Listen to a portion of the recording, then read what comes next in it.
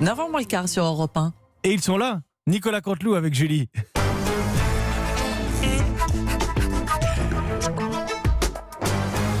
C'est presque de l'info, c'est la revue de presse de Nicolas Canteloup. Et ils sont encore en studio avec nous, Sonia Mabrouk et son invité. Oui, mon invité, Cédric Villani, candidat à la mairie de Paris. Les manifestations à Paris, des violences, est-ce que vous dénoncez ces violences, Cédric Villani? La voix qui s'en va. Sonia Mabrouk, oui, je dénonce les violences, je suis non violent, convaincu parce que je ne suis pas musclé. Est-ce que vous faites un parallèle entre ce qui se passe aux États-Unis avec George Floyd et ce qui se passe en France, Cédric Villani? Non, Madame Mabrouk, pas de parallèle. La définition de parallèle, ce sont deux droites qui ne se rencontrent pas. Bon, et votre carrière, donc, on a envie de vous dire, Cédric Villani, tout ça pour ça, tout ça pour ça, tout ça pour ça, Cédric Villani. Écoutez, j'ai démarré en homme libre, en dehors des appareils, en dehors des partis, et je finirai en dehors de la mairie.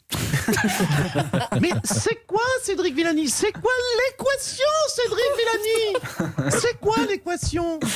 Moi, Cédric Villani, scientifique, entré en politique en 2019 et sorti avec un coup de pied au cul en 2020.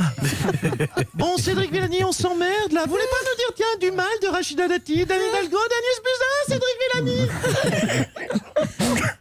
Non, je réponds à côté car je suis toujours pas musclé. Ma conviction, c'est que l'écologie doit irriguer la vie politique. Non mais écoutez, ce n'est pas du tout ma question, bordel. Oui, mais c'est ma réponse. Mon programme était super, mais visiblement les Parisiens étaient trop cons. Bon ben merci.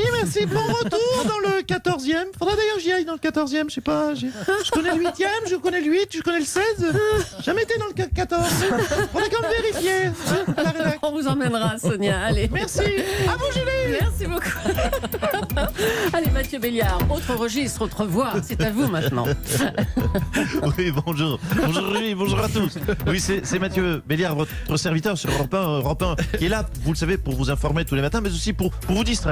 On s'est dit ce matin, tiens, si on faisait un sujet léger à nos auditeurs, un sujet déconfinement, un sujet voilà, pour aérer la tête de nos auditeurs, et on a trouvé vos impôts. Vos impôts. Europe 1, regarde le monde changer, mais surtout, regarde l'argent se barrer. Voilà. Car oui, c'est l'info du jour, notre opération Allo Impôt, pour vous aider, chers auditeurs, à remplir votre feuille d'impôt. Je suis un petit peu à la radio, je suis un petit peu, donc aujourd'hui, le doc Eddie Fool de la feuille d'impôt. Ouais. C'est fun. On va avoir plein d'auditeurs qui vont nous appeler, peut-être même Nicolas Barret devrait nous appeler pour nous parler de ses problèmes d'imposition précoce. Et puis, l'autre info, oui, c'est pas bien. C'est notre info. Allez, c'est Marseille. Allez, un petit peu de sérieux. Allez, on est quand même sur Europe 1, c'est quand même une radio sérieuse. Voilà, c'est Marseille. Notre info, c'est Marseille. C'est le professeur Raoult qui pourrait avoir des ennuis judiciaires. Et oui, on l'a appris, il vendait de la chloroquine sous le manteau sur le vieux port. Il l'a proposé à fumer, à gober ou à sniffer en sachet de 1 gramme. On aurait dû se méfier. Ah bah oui, alors. Et puis l'exclusivité ce matin d'un son. J'ai envie de vous parler d'un son. Voilà. C'est Justin Trudeau qui a réagi aux violences aux États-Unis lors d'une interview par un silence. Un silence très long de 20 secondes, et on le réécoute. Oui, c'est impressionnant. Ben voilà. C'est très long. À 22 secondes en radio, Ouais. C'est un vrai moment de radio. Voilà. Vraiment, certainement la meilleure imitation de la matinale. À vous, Julie. L'avantage, C'était c'est qu'il n'y a dur, pas besoin de faire l'accent québécois, Nicolas. Ben voilà. Allez, à Lille, les écologistes et les socialistes ne feront pas d'alliance pour les municipales. Martine Aubry est donc en danger pour sa réélection. Bonjour Martine Aubry. Mais alors Martine Aubry, ça faisait longtemps. Oui, bon. Vive les voitures électriques. Oui, alors bon, déjà, c'est démarré. Alors déjà, merci de me recevoir. Cela fait longtemps qu'on ne m'avait pas vu. Oui. Merci Madame Leclerc. Écoutez, vous m'excuserez si je sens un petit peu la naphtaline, Monsieur Béliard. Je regrette que les écologistes, en tout cas, n'aient pas souhaité un accord avec nous à Lille. Et je dois dire, Mais les écolos, de toute façon, c'est tous des têtes de cons. Gérard Collomb, mais c'est vous, hein? Gérard Collomb, le maire de Lyon, bonjour. Oui, bonjour. Oui, non, je disais, vous m'avez coupé. C'est des têtes de cons, les écolos. Je le dis à Martine, ils veulent juste pourvoir pour eux tout seuls. Voilà, diriger seul. À Lyon, tu sais, Martine, ils m'ont fait le même coup. Ils veulent saccager Lyon en y plantant des arbres, en faisant pousser du quinoa sur des toits végétalisés, en roulant en trottinette ou en squat bord de ces crasseux à drap de loc. Non, franchement, tu as raison, Martine, de ne pas faire alliance. Martine, et tu vas voir qu'ils vont t'obliger à détruire ton hôtel de ville pour vivre dans une cabane en tofu. Hein. Tu es sûr de ce que tu dis, Gérard? C'est voilà, exactement. Bobo, c'est des bobos. C'est que des bobos. Mais il existe une solution. Fais comme moi. Fais une alliance avec la droite, Martine. Gérard, je suis socialiste. Je ne vais pas m'associer avec la droite, allons. Ce n'est pas ma culture. Allons, Martine. Mais moi aussi, j'étais socialiste. Mais tu préfères être socialiste et au chômage ou de droite et avec un emploi? Hein? En plus, moi je vais te dire, je le vis. Depuis que je suis pote avec des gens de droite, je ne le dis pas trop fort, mais je te jure, la vie est géniale. Quand on est de droite, tu sais quoi? On a une belle bagnole. Parce qu'on s'en fout du regard des autres. Hein? On a une grosse montre, regarde. On a une belle maison, des potes qui ont des piscines. Voilà, on s'emmerde plus à se fringuer comme des culs parce qu'on a envie de plaire aux pauvres pour les récupérer. Non, franchement, Martine, écoute-moi, lâche les élastiques, Martine, passe à droite et tu seras plus obligé de porter tes pulls affreux qui viennent de la Redoute. Oh là là.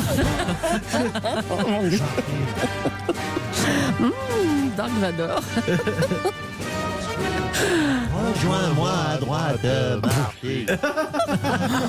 Réside le pouvoir. Rejoins-moi du côté obscur de la force politique. Ah bah dis donc, tenez bon Martine, hein, vraiment. Merci Gérard Collomb. Tiens, si on parlait météo, le Touquet est devenu la ville la plus ensoleillée de France. Emmanuel Macron, bonjour. La plus ensoleillée. Bonjour à toutes et à tous. Et oui, merci. Merci aux météorologistes qui météorolisent, aux touquetois qui touquettisent, et au soleil qui donne des coups de soleil. Et puis surtout, bravo à... Pardonnez-moi, mais j'ai envie de dire bravo à moi, car décidément, je réussis tout ce que je fais. Et ça va les chevilles? Non mais franchement, rendez-vous compte, Franck Riester, le Touquet était une ville du Pas-de-Calais, et une ville où il faisait gris 363 jours par an. J'y achète une maison et pan, c'est la ville la plus ensoleillée de France. Eh ben, c'est miraculeux, je Mais veux vous vous dire. rendez compte des miracles? Franck Riester était un petit monsieur transparent et sans charisme, jeune homme ministre et de la culture, et là, pan. Et là, non, là, ça n'a rien changé. Finalement, je suis peut-être meilleur en immobilier qu'en politique. Comme Trump, hein, d'accord? Oui, tout à fait. Oui. Allez, autre chose, où peut-on aller en vacances dans le monde? C'est la question un petit peu complexe que tout le monde se pose. La Grèce, par exemple, autorise l'arrivée des touristes, sauf ceux qui arrivent des régions les plus touchées par le Covid-19, comme l'Île-de-France. Bonjour Jean-Marie Le Pen, ça vous choque? Ah, pardon, excusez-moi. Johnny, coupe. Et oui, pardon Madame Leclerc, oui, bonjour Madame Leclerc, bonjour Julie Métis, bonjour les autres. Je dois dire ce matin que mon cœur de citoyen du monde saigne, n'est-ce pas? Je trouve cette décision inqualifiable. Je ne trouve pas, pardonnez-moi, je n'ai pas la Covid, je ne trouve pas les mots, c'est une décision... Raciste? Voilà. Raciste.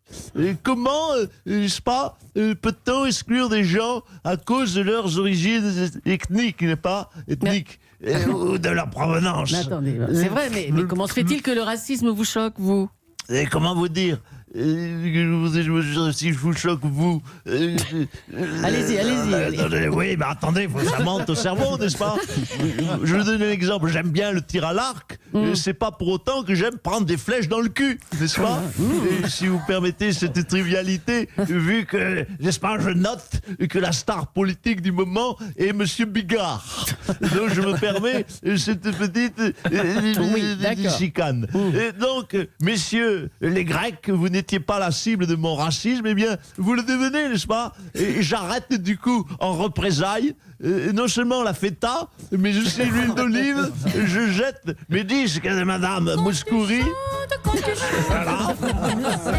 Oui, très bien, vous êtes réactif en régie. Et je ne regarderai plus The Voice ni 50 minutes à un cid de votre ville prédécesseur, Monsieur Aliagas. Oh, bah on vous reconnaît bien là, Monsieur Le Pen. Hein. Allez, on embrasse Nikos, nous en tout cas. L'actualité, pour terminer. Tiens. C'est le retour à la vie quasi normale, mais avec des nouvelles règles. On ne peut plus être debout au bar, on est obligé d'être assis désormais. Jean Lassalle, bonjour. Oui, bon. Alors, on vous sait bon vivant. Vous en pensez quoi de toutes ces mesures-là? Permettez-moi de saluer Monsieur Gabrol.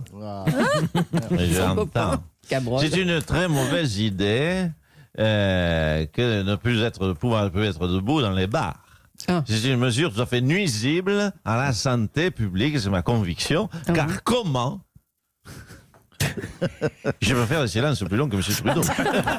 Comment mesure-t-on une santé, la panique dans l'œil de M. Béliard? Vous savez, l'œil des bêtes, je le connais. Quand il est perdu. Vous voyez, j'ai senti en régie également les assistants, les sous-fifres qui étaient dans l'inquiétude. Ben, bref, comment mesure-t-on l'alcoolémie dans les beaux villages de nos campagnes? Le professeur Cabrol connaît la réponse. Bien, c'est très simple. On la mesure à la chute verticale du convive.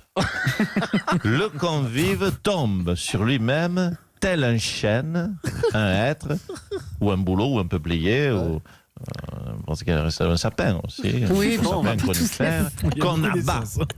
Qu'on abat. Vous voyez cet arbre qu'on abat. Et là, les autres convives sont raisonnables. On dit Bernard.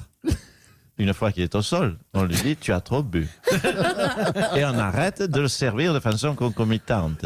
Mais si le dit Bernard est assis en permanence sur une chaise à 4 pieds, ou à 3 pieds c'est un tabouret, il ne tombera jamais. Il va continuer à boire et nous n'aurons aucun indicatif observable de l'extérieur pour ne pas le servir. Donc il va continuer à boire sans modération. L'apéro assis, c'est donc une très mauvaise. Une petite Trudeau. Très mauvaise mesure de santé. Et je vous dis quand même santé. Eh ben voilà, l'alcool est quand même à consommer avec modération. Hein. Et c'est la science qui a parlé. Voilà. Merci beaucoup, merci Julie. Bravo aux auteurs de Nicolas, Philippe Cavrivière, Laurent Vassilio, Arnaud Demanche. La revue de presse qu'à retrouver sur europe1.fr. Il est là.